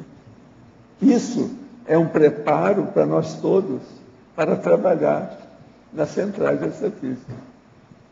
Você entendeu? Agora eu vou ler aqui para o povo entender o que é. Para preceptoriologia, consciência para tarefeiras das centrais extrafísicas e das parapsicotecas, as paracâmaras de autorreflexão, ex-parapreceptoras intermissivas das consciências, atuais voluntárias das instituições conscienciológicas. Então, veja, muita gente já trabalhou lá, vai chegar para cá, e deve ter gente aí no meio que mexeu com isso. Mas essas consciegas era como se fossem orientadores, né? É. Mas elas chegavam a ser professoras de curso intermissivo ou não? Não, eu acho que ainda não chegou nesse ponto, não, mas já chegaram perto. Então, por exemplo, deve ser esse povo que tem uma turma para ir numa determinada comunex, em um determinado lugar. Entende? Esse processo de Equipex. Um líder de Equipex, aí deve ter, né? Eu penso que tem. Agora, por exemplo, aqueles parapreceptores que tiveram aqui, lembra? Os amigos meus? Uhum. Mas eles hoje fazem isso. Agora, eu penso que eles estiveram aqui para ver o trabalho que eles vão fazer na Interlúdio. Que é a novidade da história. O quanto que essas consciências, elas têm acesso à ficha das consciências assistidas? Elas têm acesso? Tem quando tem interesse. Interesse do próprio trabalho. Assim, de uma maneira ociosa, à toa, eles não vão entrar nisso, não. Porque, em tese, se eles estão nas parapsicotecas, eles têm acesso a muita informação, né? Não, eles vão acabar tendo, mas agora o problema é o seguinte, eles já trabalham com o processo de evoluciologia. Eu comecei falando sobre isso. Evoluciologia, os evoluciólogos, eles têm dado com isso aí. Então, por exemplo, esse povo, antes de assumir qualquer coisa, tem aula com evoluciólogo. Tá, aí dá uma geral na história, para ver. Mas agora, por exemplo, eles já viram o que é uma parapsicoteca, com calma, já viram o que é uma central. Eles olham tudo primeiro, a administração do problema. Depois eles entram no conteúdo do problema. De modo geral, o que eu percebi até hoje é isso. Porque, gente, isso aí tudo é coisa muito nova, né? Quem é que falava em central extrafísica? Só eu que falo isso. O povo não sabe dessa história. No entanto, isso sempre existiu. O que é engraçado, por exemplo, André Luiz chegou perto para falar nisso, mas não falou tudo, não. Porque ele não era do métier, né? Eu procurava nos livros que o Chico tinha recebido, quando eu encontrei com ele também, eu não vi nada. Coisa assim para explicar o negócio bem claro, não vi nada. Entende? Mas aí eu quis escrever. Na hora que eu quis escrever, eles falaram, não entra nisso. Deixa para falar na conscienciologia. Professor Val. Então ia criar problema para mim. Bem, aqui em cima, Beth. No dicionário também, no item 5 e o item 7. O senhor poderia ampliar, trazendo um exemplo de cada um? O item 5 e o 7. Grupo Karmologia. Consciência em dupla, trio e equipes de 5, 8 ou mais elementos, dedicada às mesmas tarefas interassistenciais, na condição de mini peças lúcidas do max-mecanismo multidimensional e interassistencial. Aqui é o seguinte, são essas equipes que vêm aqui. Você mesmo esteve anotando algumas aí. As que vieram aí, você anotou, era de quê? Como é que era? Não, teve aquela equipe de emissários que veio, depois teve aquele casal de extraterrestres que chegaram em casal também. Aí tem alguns grupos que chegam, né, para trabalhar, que estão juntos. Ah, entendi. Sempre tem. Tá. Agora, a sétima é multigenealogia. Consciências lúcidas de multiparaprocedências e raízes poliétnicas, que já viveram no mesmo universo genealógico das consciências, atualmente assistidas, ou seja, da mesma parentela ancestral, secular e, em certos casos, milenar. Então, por exemplo, você vai ver o negócio disso aqui, a hora que vem o Lloyd, com alguns amigos dele que são amigos meus. Entendi. É o processo da etnia mais antiga que tem na Terra, mais brava, que é o panjudaísmo. Entendi.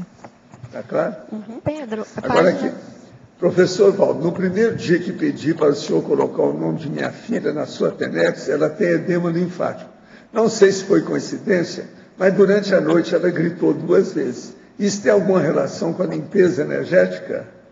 Olha, o que aconteceu depois? Melhorou? O resultado é que interessa. Preciso ver o que houve, eu não sei.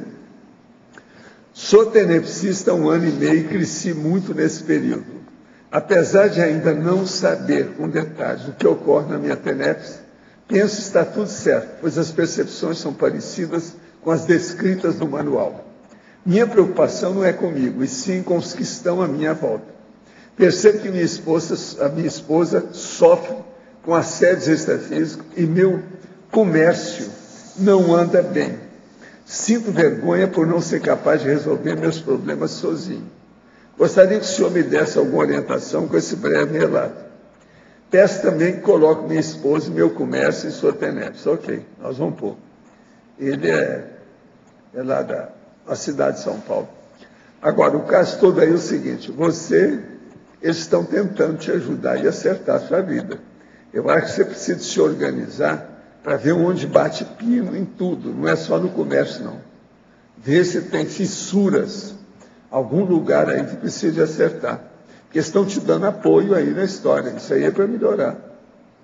Vamos pensar nisso. Olha a disciplina, a auto-organização da sua vida. É o horário de fazer isso. Agora, ele trabalha coisa séria, tem empresa, tudo. Agora, Alberto Bertola. Ao longo da evolução, tudo tem seu tempo. Tempo da semeadura, da espera e da colheita. Quando a consciência perde esse tempo, o que fazer? A geração atual não tem mais tempo de espera para nada. Tudo é para ontem. Ela será fonte de multidões de portadores de Melim, Melex?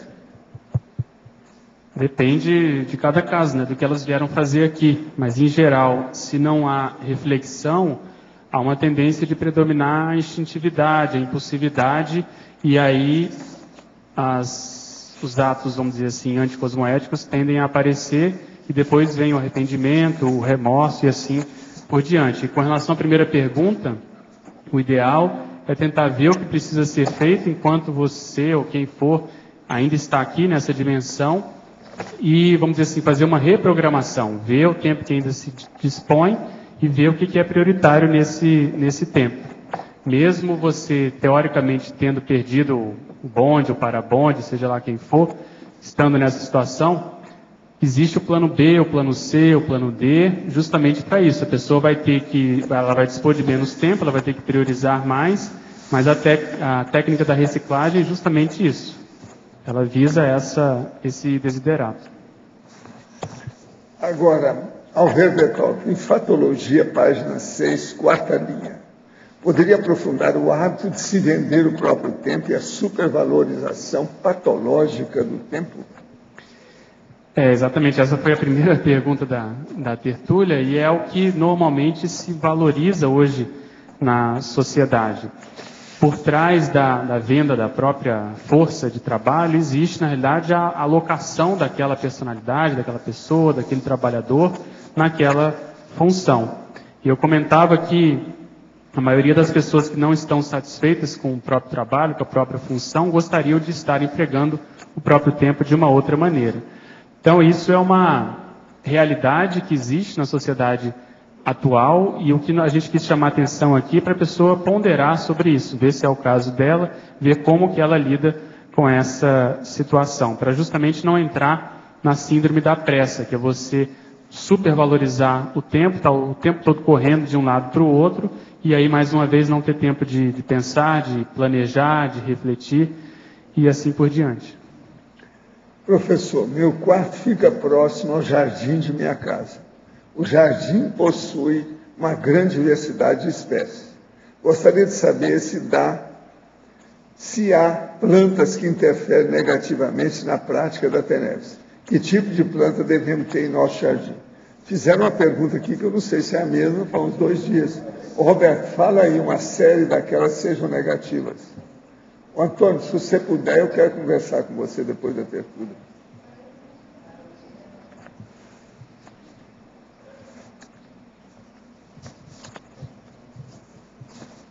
Tem uma série delas que usualmente são conhecidas como ritualistas, né? Então a pessoa pode aproveitar, tem livros, tem sites falando das plantas ritualísticas. Por exemplo, a espada de São Jorge, que foi falada essa semana, Comigo Ninguém Pode, a ruda. Então, só pelo estigma que elas têm dessa tradição e o tipo de uso onde são aplicadas, essas plantas já mostram que não merecem muita proximidade dentro dos nossos trabalhos com bioenergia. Então, vale a pena a pessoa fazer uma listagem, e aí qualquer coisa manda para a gente aqui, que a gente dá uma orientação, ou troca uma ideia mais especificamente. Tá? Mas são inúmeras plantas, tem livros sobre isso. Por exemplo, flor de papagaio, aquelas unha de gato. São coisas que são assim que eles fazem até cerca para evitar que o povo invada o ambiente. Isso tudo aí é bom evitar. Pinhão, negativo. Pois aquelas que têm veneno e que servem para fazer tinta, tem várias delas. Urucum. Urucum, por exemplo, é uma delas. Então, isso tudo é bom evitar. Não é um ambiente adequado, hein? Pois é, a ruda. Agora, tem aquela célebre da literatura, uma que chateia todo mundo. Como é que é? Urtiga. Urtiga. Vamos julgar você numa plantação de urtiga. Tá certo? Isso aí. Se alguém não sabe, é só falar com a gente. Nós vamos arranjar uma plantação e julgar a pessoa. Para ela saber como é que é. Pedro, página 9. Isso tudo pode ajudar, né? Alô? Página 9, Cosmofisiologia. Pois não. Teria como você expandir esse item 6, ele inteiro, o cronointermissiologia? Fala sobre cada um desses itens que você usou no exemplo também. A ciência dedicada ao estudo dos efeitos da variável tempo sobre a permanência da consciência no período intermissivo. Por exemplo, o tempo e a qualidade da intermissibilidade pessoal. Então, isso... existe uma relação normalmente íntima entre a permanência no período intermissivo, por exemplo, quantos anos a consciência passa lá, e o nível de interprisão que ela tem. Muitas vezes, quanto maior a interprisão, muitas vezes em função da necessidade de estar mais próximo daquele grupo com o qual ela tem essa interprisão, ela às vezes não consegue passar muito tempo na interprisão. Isso é de modo geral. Quando a consciência é mais lúcida, ela já está um pouco mais liberta, mais, vamos dizer assim, livre dessas amarras, ela tem a possibilidade justamente de fazer um planejamento maior, ela consegue ter uma visão de conjunto maior e há uma tendência dela passar mais tempo na intermissão. Por exemplo, pegando o caso do professor Valdo do Zéfiro. Então, foram mais de 2 séculos que ele passou na intermissão, justamente preparando essa existência. Então, de um modo geral... a coisa funciona mais ou menos assim. Existem exceções, por exemplo, aquela Consréu, que às vezes passa séculos também na intermissão, mas de modo patológico. Isso é exceção. Em geral, elas começam a ressomar e dessomar sem perceber que isso está acontecendo. Então, é isso que a gente quis dizer na relação entre o tempo médio pré-ressomático e o grau de interprisão consciencial.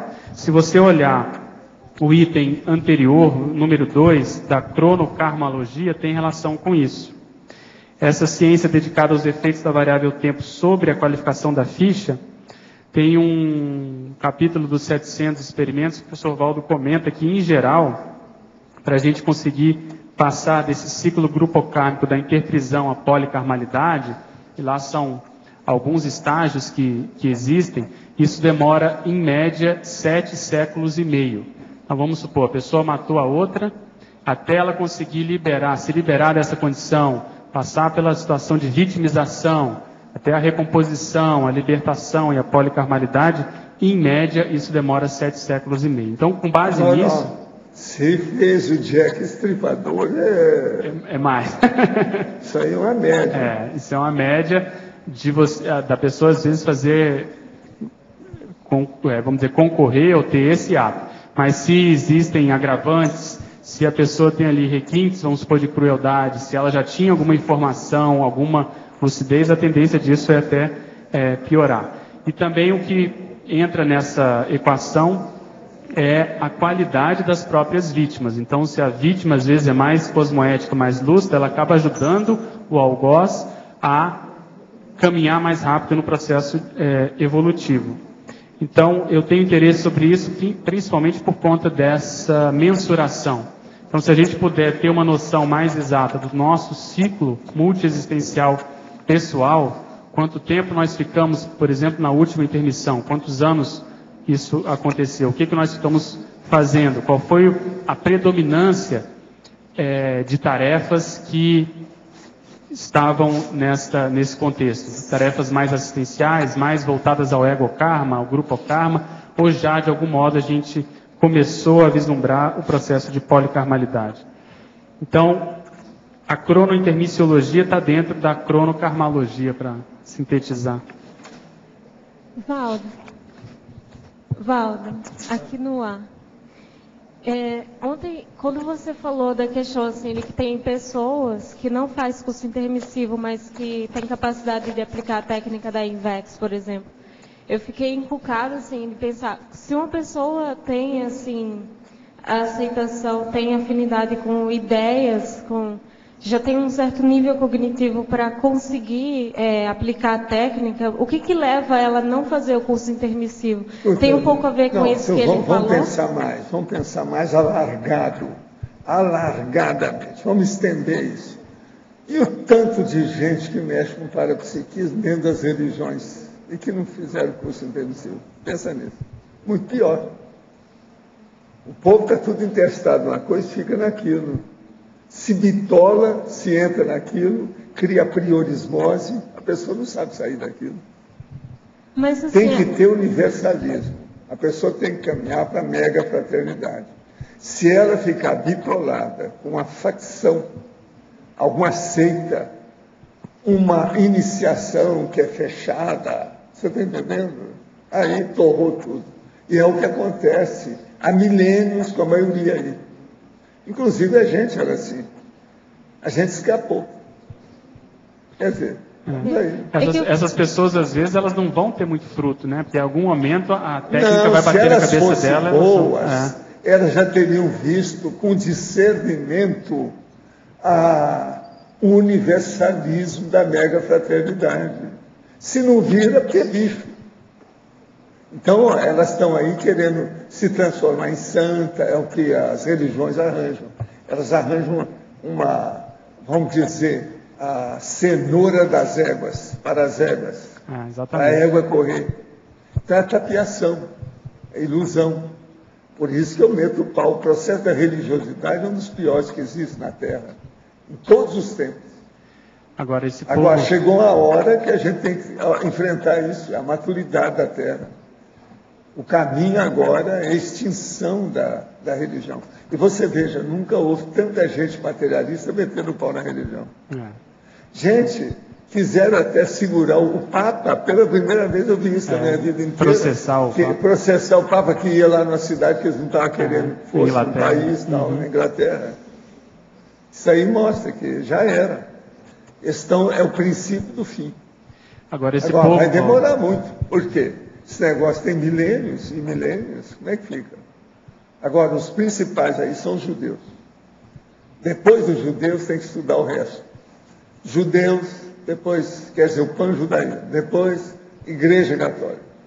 Depois, é preciso ver se o orientalismo lá com as coisas deles. Depois vão ser os muçulmanos, os islâmicos, e por aí vai.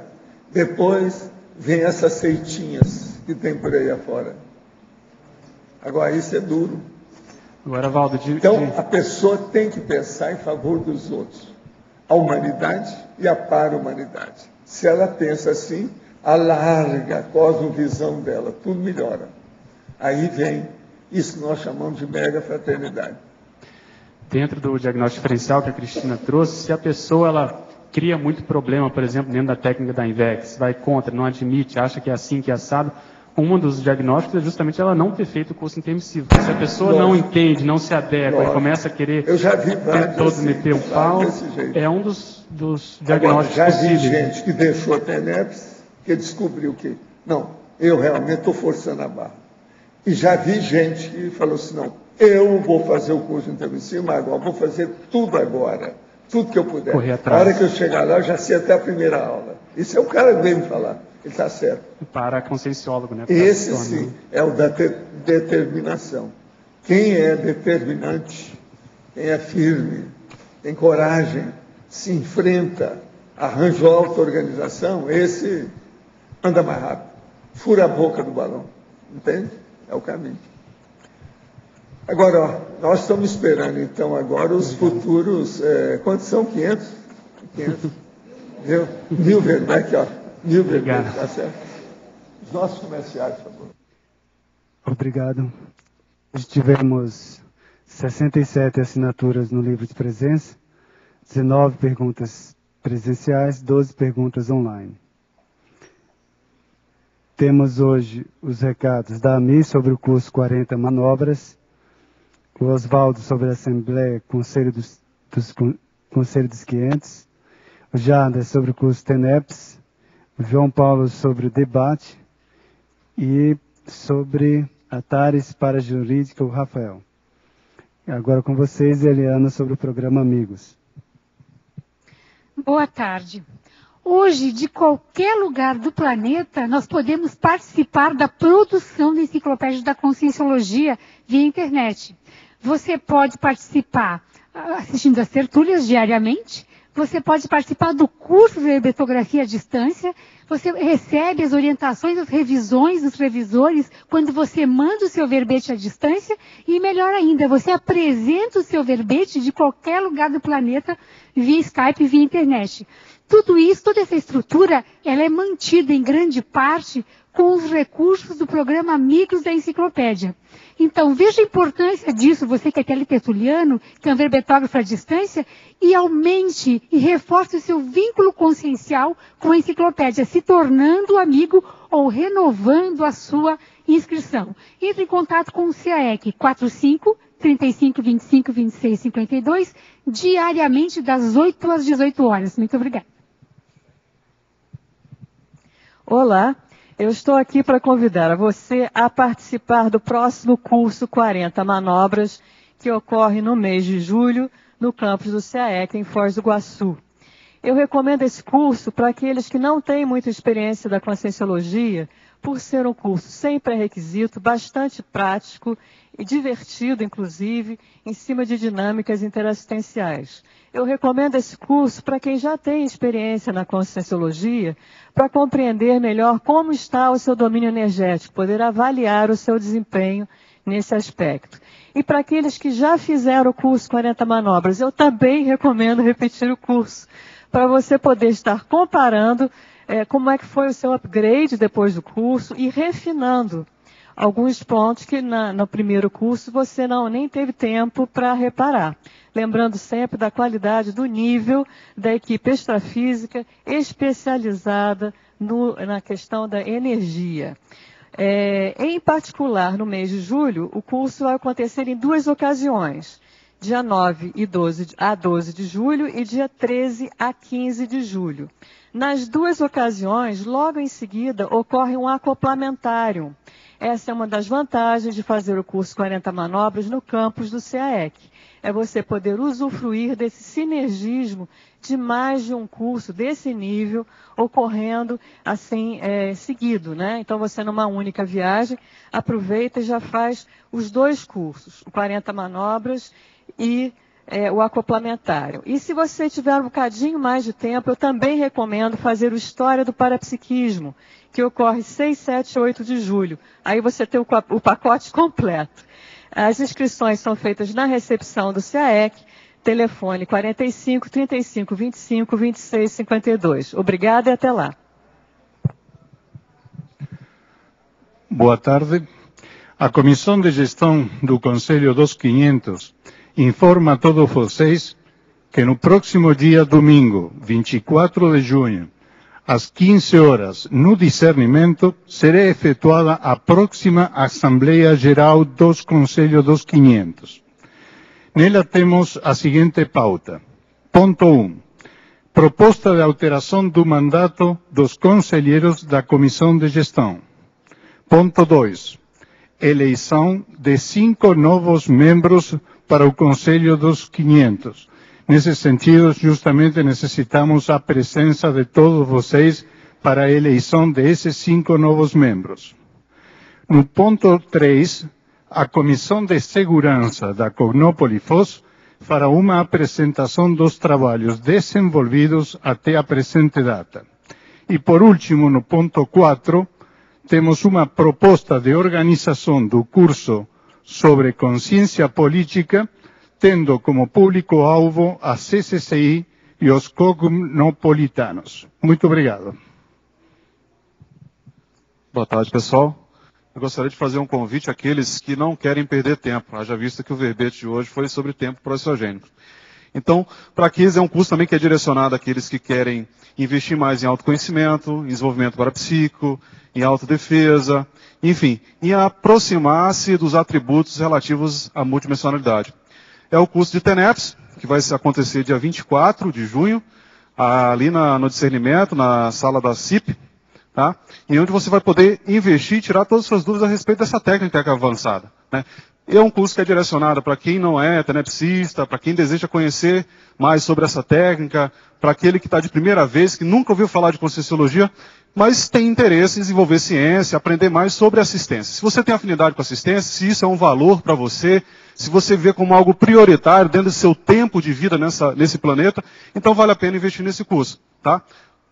O curso vai acontecer, de novo, dia 24 de junho, a partir das 8h30, lá na sede da CIP. Vai contar com a participação do professor Epicom aí, fora de série, o professor Mário Oliveira, tá? E com este que vos fala, Jader.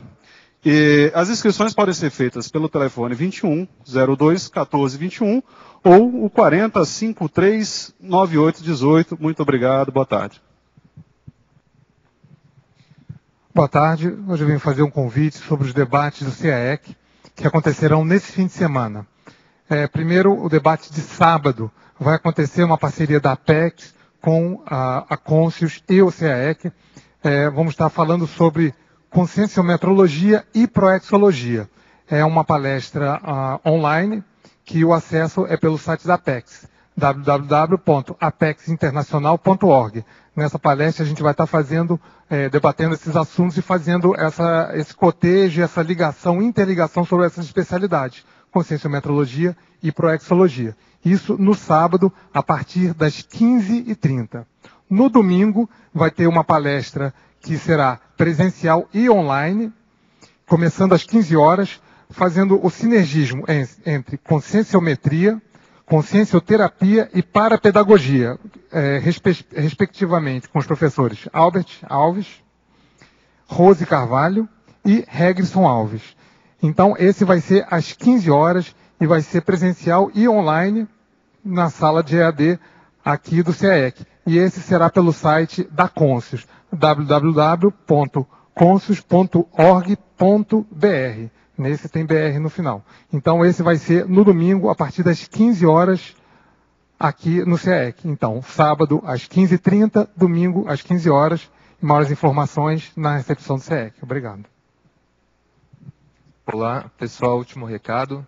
Em função da realização da Assembleia Geral do Conselho dos 500, a palestra que ocorreria nesse domingo de Para-Direito e Convivialidade foi transferida para o dia 8 de setembro, com as professoras Adriana Rocha e Cristina Vicentini. Ok? Obrigado.